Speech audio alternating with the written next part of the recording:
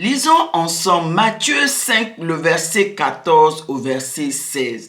Et nous allons le lire dans la version Louis II. Vous êtes la lumière du monde. Une ville située sur une montagne ne peut être cachée. Et on n'allume pas une lampe pour la mettre sous le boisseau, mais on la met sur le chandelier et elle éclaire tous ceux qui sont dans la maison. Que votre lumière luise ainsi devant les hommes, afin qu'ils voient vos bonnes œuvres et qu'ils glorifient votre Père qui est dans les cieux. Amen. Nous sommes la lumière du monde. Et lorsque nous recevons Jésus-Christ comme notre Seigneur et notre Sauveur personnel, Dieu vient allumer en nous sa lumière.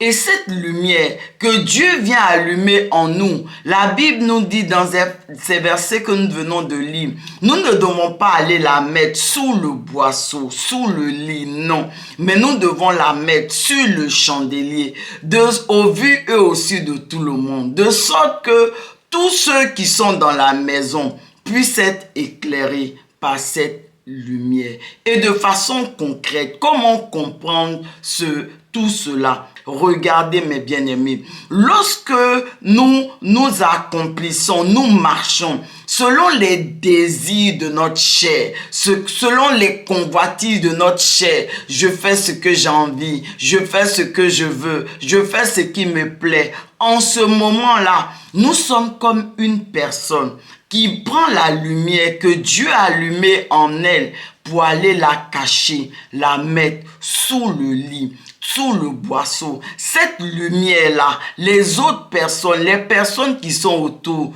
ne peuvent pas la voir puisque nous sommes allés la cacher sous le lit et sous le boisseau. Et le lit, le boisseau sur lequel la lumière que Dieu allume en nous est cachée, en réalité, c'est notre chair. Donc, chaque fois que, au lieu de nous laisser conduire par l'esprit, nous marchons selon nos propres désirs, selon les convoitises de notre chair, ce que nous avons envie, ce que nous voulons, en ce moment-là, en réalité, nous sommes en train de cacher cette lumière. Notre chair va cacher cette lumière. Notre chair va agir ici comme un lit ou le boisseau en dessous duquel la lumière que Dieu a allumée en nous va être cachée. Et cette lumière qui est cachée par notre chair, en réalité, nous sommes en train de l'éteindre. Notre chair va éteindre cette lumière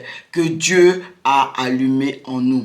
Par contre, lorsque nous prenons cette lumière que Dieu a allumée en nous et nous allons la placer sur le chandelier, c'est-à-dire qu'au lieu de marcher selon les convoitises de notre chair, les désirs de notre chair, au lieu de faire ce que nous voulons, ce que nous avons envie, mais nous accomplissons les désirs de l'esprit, la volonté de Dieu, c'est-à-dire chaque fois que nous mourrons en nous-mêmes pour accomplir non pas notre volonté, mais la volonté de Dieu. En réalité, nous sommes en train de prendre cette lumière que Dieu a allumée en nous et nous sommes en train de la mettre sur le chandelier, de sorte que tous ceux qui entrent dans la maison puissent la voir. Nous sommes en train d'éclairer notre environnement, notre communauté, de sorte que ces personnes que nous sommes en train d'éclairer,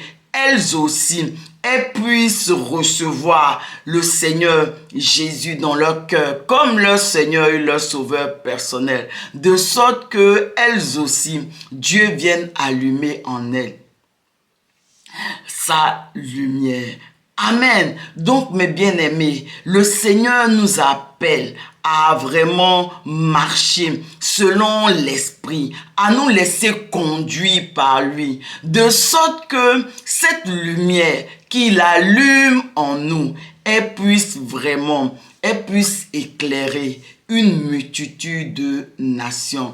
Au début, c'est vrai, dans ce verset, on nous parle beaucoup du chandelier de la maison. Mais après cette étape-là, l'autre étape, nous devons aller placer cette lumière sur la montagne afin qu'elle éclaire une multitude de personnes. Parce que la Bible dit, et le verset même a commencé par cela, que nous sommes la lumière du monde. Nous devons éclairer le monde. Et pour cela, pour arriver à ce niveau-là, nous devons accepter de mourir en nous-mêmes. Nous devons accepter de crucifier notre chair, de sorte que lorsque la lumière de Dieu est allumée en nous, notre chair ne puisse pas venir cacher cette lumière. Notre chair ne puisse pas venir détruire cette lumière. Notre chair ne puisse point éteindre cette lumière. Mais comme nous serons déjà morts en nous-mêmes, alors en ce moment-là, cette lumière, elle va être comme placée sur un chandelier pour éclairer une multitude de personnes. Es-tu en train de briller? Es-tu en train d'éclairer toute cette multitude de personnes que le Seigneur a envoyées vers toi?